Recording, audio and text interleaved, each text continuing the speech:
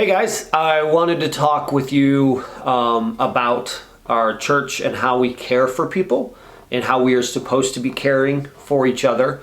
We say that we are a church full of friends, not just friendly. We say that compassion demands action, and we tell people you matter. And so what we're hoping to accomplish in this video and hopefully someday in live training is to explain how we want the care process to go, and then also what our expectations are, and reminding everyone, hey, this is part of this role. So let's say in this scenario that I'm the person who needs cared for because I'm here and I don't have somebody in front of me to pick. So let's say that I need to get my appendix removed, okay? So in this scenario, I should not expect we'll make Jeff the pastor of Church in the Wild. So I should not automatically expect, well, Jeff's going to come visit me. Now, he has that privilege and that right, and he can if he wants. But what we as a church need to do is we need to make absolutely sure that we are always filling in all the gaps and cracks in people, and that so that we're not just dependent on, well, hopefully Jeff has time to go, hopefully there's nothing going on in his life. We need to make sure that we are taking care of each other. And so it's actually let's say I'm in the couples group with Jesse and Sarah. The first person that we should expect to come visit me or call someone would be somebody from that group. Now, hear me when I say this, because if you're a group leader and you hear that, you're like, oh, you got another job for me to do. I don't expect this job to be your job.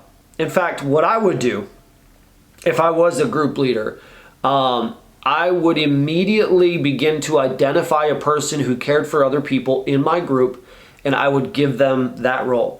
So it'd be their job to find out when birthdays are, when anniversaries are, when kids' birthdays are, when someone is sick, find out, really communicate a lot. And I would say to that person, hey, I want to give you this role within our group where you are the care leader in our group. And so you, and give them ownership and provide ownership for them of that role, and make sure they understand that that's a big role, so that you as a group leader can, and as a group can be saying, hey, so-and-so, happy birthday. So it's not dependent on me seeing it on Facebook and then saying happy birthday, right? Like, instead, the group that they are in should be their best friends. We want whatever group you are in to be your best friends in all the world. So we accomplish this through intentionality. We accomplish this through a care person in each group who's saying, you know what, hey, listen, it's so-and-so's anniversary. They've been married 25 years. Shout out to them. Congratulations. Or, hey, Jason, his appendix had to be removed. We'll use a different story. I think that one's terrible. Jason went paddleboarding and he smashed, because that's more realistic. He broke his toe. I broke my toe a couple weeks ago. So we'll go with that. He broke his toe and he's in the hospital. So that person then begins to set up this process with the group leader. Hey, did you know Jason's in the hospital? He's going to be there for 3 weeks because he's a wimp. And so his wife and daughter, they've got to keep going back and forth. How are we going to care for them? And then you and the group leader and that care person in that group talk that out. And you might say to your group, hey, listen, he's in the hospital, guys. We got to take care of them. So we're going to all make them dinners. We want it to come from that level, because hopefully our goal is groups of 8 to 12 people. And so hopefully those 8 to 12 people become best friends. Jesus had 12 disciples. That's the maximum, I think, of relationships that we can properly lead and manage. And so hopefully within that group, that care comes from there. And it's this thing of, man, we're going to take care of you. We're going to celebrate you with you on good days, and we're going to weep with you on bad days. And that group should be the best friends you have in your life, and they should celebrate good moments and help in hard times as well. Okay, so phase number 2 then. So let's say that I'm in the hospital. I break my toe. I'm going to be there for 3 weeks. I am a part of the setup team. Okay, so the group has already taken care of everything, right? Like they're on it. Jesse and Sarah and this care leader in their group are on it, and they've got stuff taken care of. However, we want to add a second layer to that, where the team leader that you're on also makes sure that you're taken care of. And again, team leaders, I'm not saying, please, I feel like I say this all the time and people are like, oh, that's cute. I'm not saying you need to do this. I'm saying get someone in your team to help accomplish this role, and then give them ownership of it and make them a part of this. Like, man, this is the deal, right?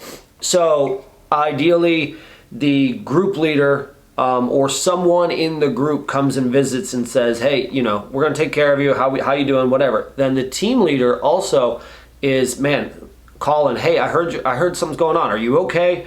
Now right here, team leaders, this is where it's going to be probably the thing you don't like to hear the most.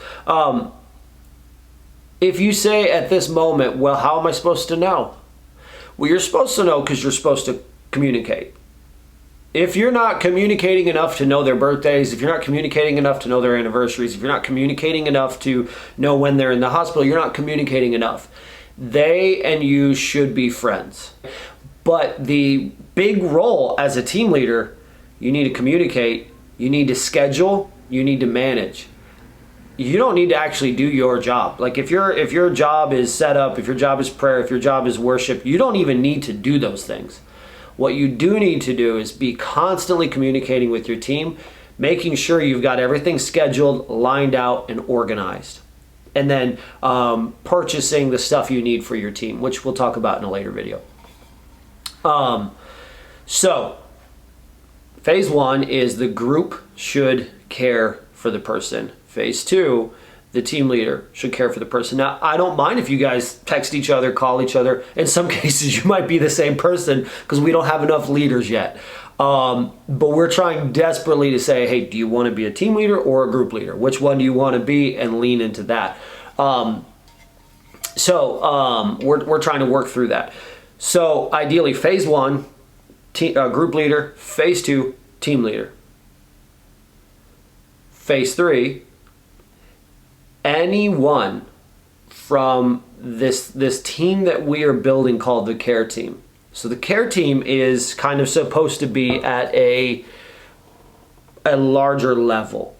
So group should be, man, this is my 8 to 12 best friends and I'm going to take care of them. Team should be, man, we communicate regularly, we work together, and so it's a little bit bigger, but we work together, and so I'm going to make sure they're taken care of, and I'm going to help in any way I can. Care team is going to be like a larger umbrella, which says we're making sure that everyone, so if someone lost a loved one, they should be getting flowers from our church. If somebody is in the hospital, they had a baby, they should be able to get one of our new Church in the Wild onesies for their baby, and flowers, and it should be brought to the hospital. Someone gets married, somebody from the care team should be, man, celebrating with them, right? So this is from a larger umbrella. It is the bigger picture, so that we know, like, man, we're taking care of people. And care team is going to have to communicate with the prayer team, because a lot of times what happens is someone will call the prayer team and they'll say, hey, I'm in the hospital, pray for me. Okay, that prayer team leader or that prayer team member needs to communicate to the care team, hey, I don't know if you guys knew this, but so-and-so's in the hospital. We have to have constant, continual communication back and forth, right? So the care team is going to be a bigger picture, making sure, hey, you get flowers from us, making sure, hey, you get a onesie from us when your baby's born, hey, making sure, hey, we care about you. And we do that on a larger scale. The main group should be, the group should be caring, the team should be caring, the care team should be caring. Now, on top of that, phase 4 of caring is that, let's say I'm in the hospital, I break my toe, and Jeff is the pastor, and Jeff decides he has time and he wants to show up, and he comes and visits me. That's awesome. That's good. That's great. We love that. We're for that. We're not saying it's all dependent on him, though. So if you're a group leader and you're a team leader and you're the care team, and all of a sudden you hear that the pastor's coming, don't take that in a wrong way and say, oh, he's doing my job. I already did that. I already took care. Man, that's all great. We expect that you would do that. And the pastor is going to add something to that. But he can't do that for everyone, right? It's hard to do. And we have, enough people now that it's getting harder. And I see us being a church of 400 or 500 people before we plan another campus in 5 years. And so I see that it gets harder and harder and harder. So the group, the team, the care team need to all communicate. They need to talk. And then should somebody who's not in the, let's say that, who's the right person here? Because let's say I'm in the setup team. So Brian Archer and then Jesse and Sarah. So let's say that Brian Sanchez, who's not in any of the team or group that I'm in, he just decides to show up and visit me too. That's great. That's awesome. We should all be celebrating the fact that somebody went above and beyond, because what we say as a church is, hey, compassion, you go above and beyond to make sure they're known, they're cared for.